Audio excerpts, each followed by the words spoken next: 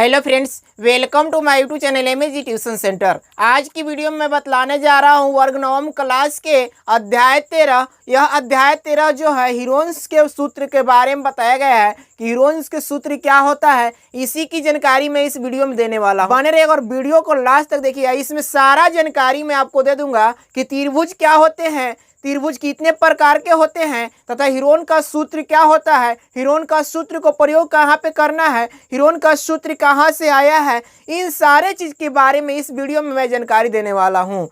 तो चलिए अब स्टार्ट करते हैं वीडियो को। देखिए कि वीडियो में सबसे पहले मैं इसके बारे में बेसिक कंसेप्ट बता रहा हूँ। इस बेसिक कंसेप्ट में जितने भी चीज आने वाले हैं वो सारे चीज महत्वपूर्ण होने वाले हैं। जैसे कि यहाँ पे लिखा गया है हीरोइंस का सूत्र, हीरोइंस फॉर्मूला। ठीक है, हीरोइंस का फॉर्मूला क्या होता है। तो हीरोइंस का फॉर्मूला जानने से पहले मैं आपको सबसे पहले बतला दूं कि यहाँ पे हीरोइंस का फॉर्मूला हम प्रयोग कहाँ पे करेंगे। ठीक है, हीरोइंस का फॉर्मूला हम प्रयोग कहाँ पे करेंगे। तो हीरोइंस का फॉर्मूला जो होता है त्रिभुज में प्रयोग किया जाता है। ठीक है, हीरोइंस का फॉर्मूला कहाँ पे प्रयोग किया जाता है, त्रिभुज में। और त्रिभुज क्या होता है इसके बारे में आपको जानकारी होना जरूरी है। तो त्रिभुज देखिए क्या होता है। त्रिभुज को डिफिनेशन किस प्रकार से दीजिएगा, तो तीन रेखाओं से घिरे हुए क्षेत्र को हम त्रिभुज कहते हैं। ठीक है, तीन रेखाओं से घिरे हुए क्षेत्र को हम क्या कहते हैं, त्रिभुज कहते हैं। जैसे कि यहाँ पे बना लिए एक त्रिभुज जिसका भुजा क्या हो गया, ए बी भुजा हो गया, बी सी भुजा होगा और ए सी भुजा होगा। इसमें भुजा कौन कौन से हो गए, तो भुजा की हम बात करें, भुजा हो गया ए बी।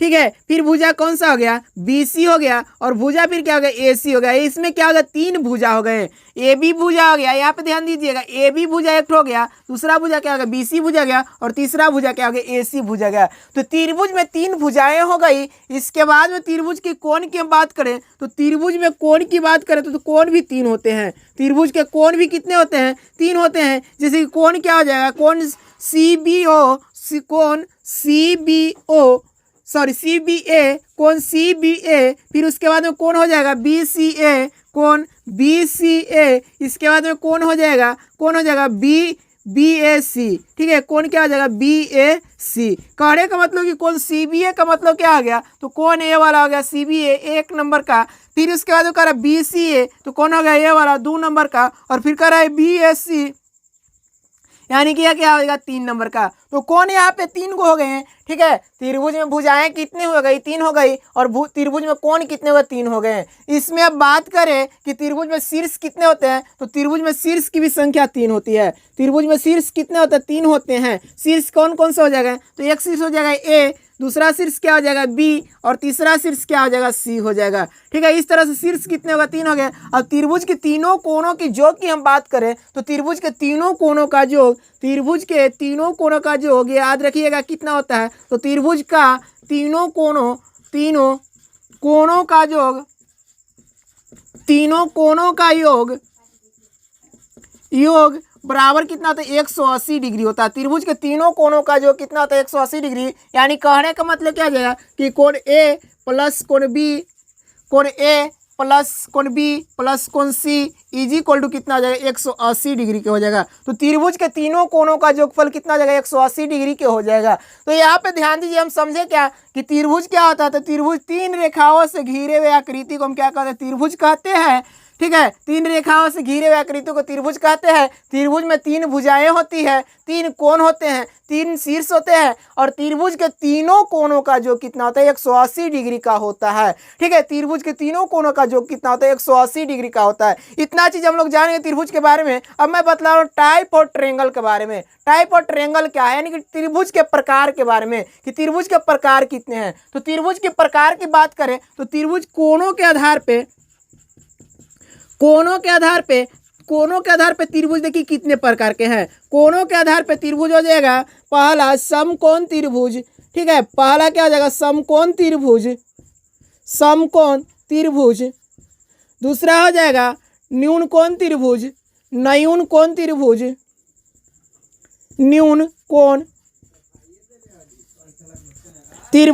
दूसरा हो जाएगा न्यून कोण त्रिभुज। तीसरा हो जाएगा अधिक कोण त्रिभुज।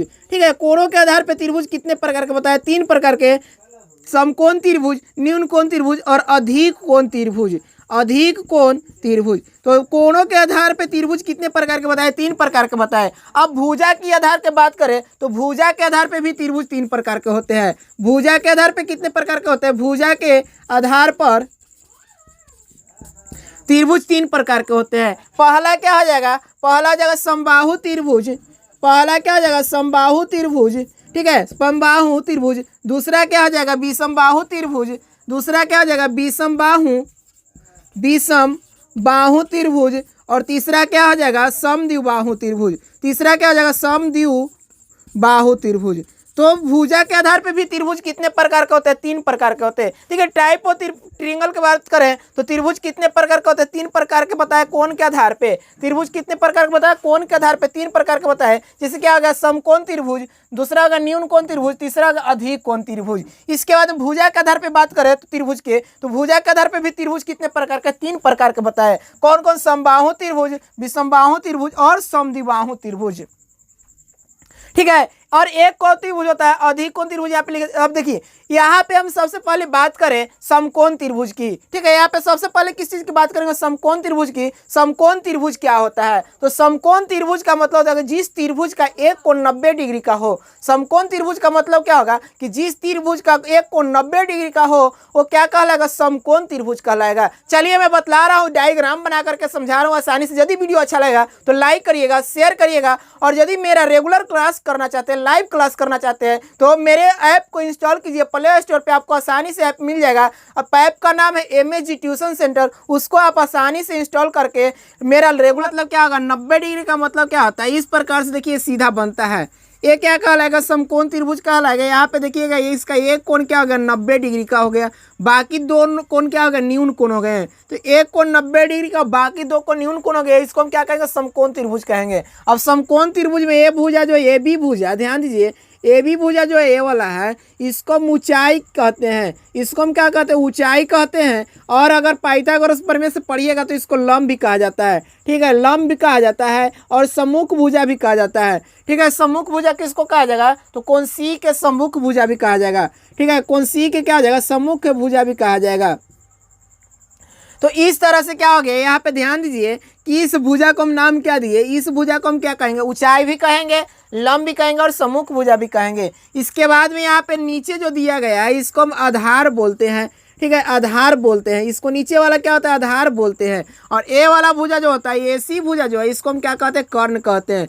तो समकोण त्रिभुज में 3 भुजाएं हैं। तीनों भुजा का नाम क्या है? ए भुजा, AC भुजा जो है इसको हम क्या नाम दिए? कर्ण कहें, कर्ण नाम होता है। इसको AB क्या है? ऊंचाई है। और यहाँ पे BC क्या हो गया? आधार हो गया, ठीक है। समकोण त्रिभुज के 3 भुजाएं हो गई। AB कर्ण हो गया, सॉरी AC कर्ण हो गया, AB ऊंचाई हो गया और BC क्या हो गया? आधार हो गया। तो समकोण त्रिभुज के बारे में समझ में आ गया होगा कि जिस त्रिभुज का एक कोण क्या होता है? 90 डिग्री का होता है, बाकी 2 कोण क्या होते हैं? न्यून कोण होते हैं। इसे हम क्या कहते हैं?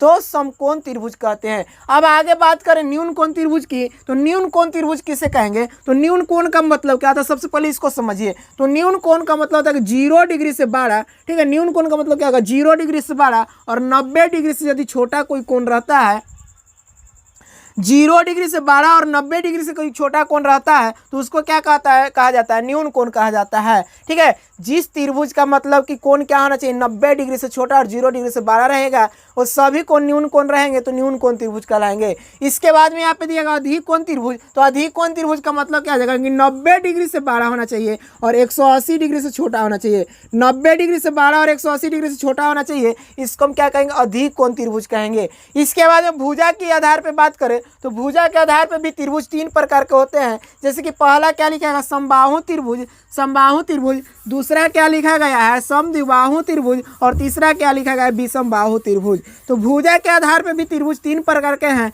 सबसे पहले यहाँ पे दिएगा समबाहु त्रिभुज। तो समबाहु त्रिभुज का मतलब क्या होता है? जिस त्रिभुज की सभी भुजाएं आपस में क्या हो? बराबर हो। जिस त्रिभुज की सभी भुजाएं आपस में क्या हो? बराबर हो, उसको हम क्या कहते हैं? समबाहु त्रिभुज कहते हैं। जैसे कि मान लें कि ये भुजा, ये भी भुजा 5 सेंटीमीटर का है तो बाकी सारा भुजा क्या हो जाएगा? 5-5 सेंटीमीटर का रहेगा, तभी क्या कहलाएगा? समबाहु त्रिभुज कहलाएगा। यानी कि जिस त्रिभुज की सभी भुजाएं क्या होना चाहिए? बराबर होना चाहिए, उसको क्या कहते हैं? समबाहु त्रिभुज कहते हैं। इसके बाद सेकंड क्या दिया गया है? समद्विबाहु त्रिभुज।